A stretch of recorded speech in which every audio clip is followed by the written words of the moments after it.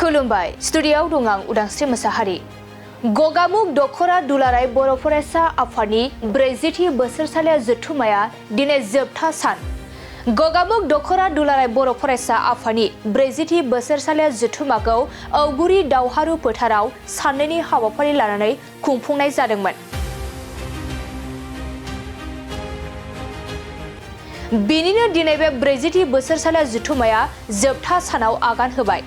बे हाबाफारियावनो गोदान सोलोंथाइ बिखान्थि 2020नि गेजेरजों रोंगौथि जौगाथाय आरो साख्रियाव बिमा रावनि बिफाव आयदाखौ लानानै सावरायनाय जायो।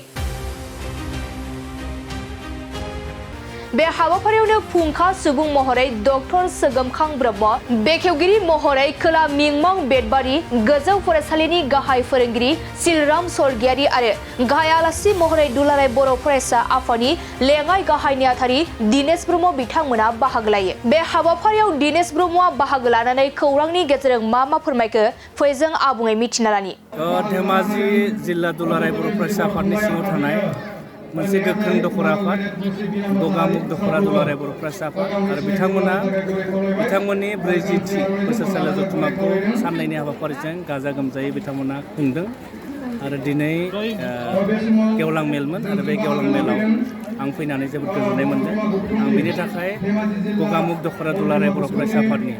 आफादगिरि गाहाय नेहाथारि गासै मावथिफारि बिथांमोनखौ आं साबायखर बावहरदों।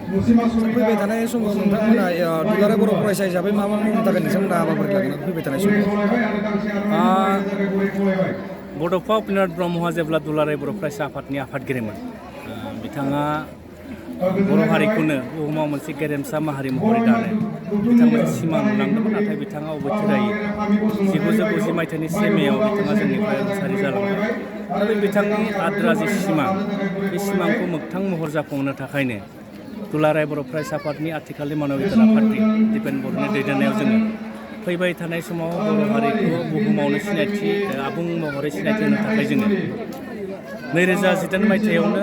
दुलाराय बर' फरायसा आफादा जों मोनसे मावथांखि लादोंमोन आरो बे मावथांखिखौ बड'फा उपेन्द्रनाथ ब्रह्मनि मुङावनो लादोंमोन आरो बे मावथांखिनि मुङानो जाहैबाय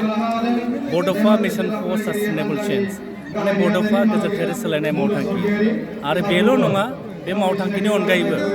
माने दुलाराय बर' फरायसा आफादा जोङो फोथायो जे बर' हारिखौ दावगाहोनांगौब्ला जोङो मोनसेल' हाथियारा जोंखौ दावगाहोनो हागोन, बेनो जाहैबाय सोलोंथाइ। सोलोंथाइ दावगाब्लासो बर' हारिया दावगागोन। ओंखायनो दुलाराय बर' फरायसा आफादा जों 2002 मायथाइनिफ्रायनो सोलोंथाइनि सायाव खामानि मावदों आरो बेखौ लानानै आथिखालसिम जों दुलाराय बर' फरायसा आफादा खामानि मावबाय थादों आरो फैबाय थानाय समाव जोङो आरोबाव जोंनि जि बड'फा गोजोनथायारि सोलायनाय मावथांखि बेखौ लानायजों लोगोसे आरो सोलोंथाइखौ जों मोनसे जांख्रिथाय हिसाबै लानानै जों मोनसे बेखौ मुभमेन्ट हिसाबै लानानै फैबाय थानाय समाव दुलाराय बर' फरायसा आफादा जों 6 बोसोर जों सोलोंथाइनि थाखाय खामानि मावनो जों थांखि लादों आरो बेखौ लानानै जोङो गोदो जों जेरै साइकेल सालायदोंमोन, लं मार्च खालामदोंमोन, थाबायदोंमोन, फिन जों आरो फैबाय थानाय समाव बर' गामि थांनानै जोङो बर' रायजो राजाफोरखौ सावरायगोन, जोङो फरायसाफोरखौ सावरायगोन, फोरोंगिरिफोरखौ सावरायगोन, दिथागिरिफोरखौ सावरायगोन आरो जों सोलोंथाइखौ दावगानो थाखाय जों खामानि मावगोन। आरो बिनि अनगायैबो आथिखालाव बर' हारिफोरखौ जोङो रांखान्थि बिथिङाव, समाजारि बिथिङाव, जायखिजाया बिथिङाव, हारिमु बिथिङाव, गेलेनायनि बिथिङाव जों दावगाहोनो थाखाय जोङो थांखि लादों आरो बेखौ बिथा खालामनायनो मानाव गेदेर आफादगिरि दिपेन बर'नि दैदेननायाव जोङो बड'फानि मुङैनो जों मोनसे बड'फा FC बड'फा फुटबल क्लाब होननानै जों दाबाय आरो बे बड'फा फुटबल क्लाबनि गेजेरजोंनो जोङो आन्डार 30निफ्राय जों स्टार्ट खालामनानै जोङो बिथाखौ जों स्टार्ट खालामबाय आरो आसामनि आन्डार 30 जे सुजित नार्जारिनि मुङाव बिथांमोना होयो, बेवहाय देग्लाय जोङो गिबि खेबनि थाखाय बड'फा FCआ आसामनि आन्डार 13आव जों 8 जुनाव चेम्पियन जानानै जोङो दा आसामनि जि इन्टार डिस्ट्रिक्ट बेवहाय जोङो गेलेनायनि खाबुखौ मोन्दों। जों सानो जोंनि उन्दै खुदियाफोरा बे बड'फा FCनि गेजेरजोंनो आन्डार 13आव चेम्पियन जानानै बिथाङा साब जुनियर बिदिनो नेसनेल इन्टारनेसनेलाव गेलेनो मोननानै बर' हारियाबो स्पर्ट्सनि गेजेरजोंनो फिन आरोबाव जों सिनायथि मोनगोन होननानै जों थांखि लादों आरो बेफोर गासै थांखिफोरखौ लानानै जोङो रायजो राजानि गेजेराव थाङो। आं बे बेलायाव गासै रायजो राजा नोंथांमोनखौ लोगोसे फोरोंगिरि, फरायसा, दिथागिरि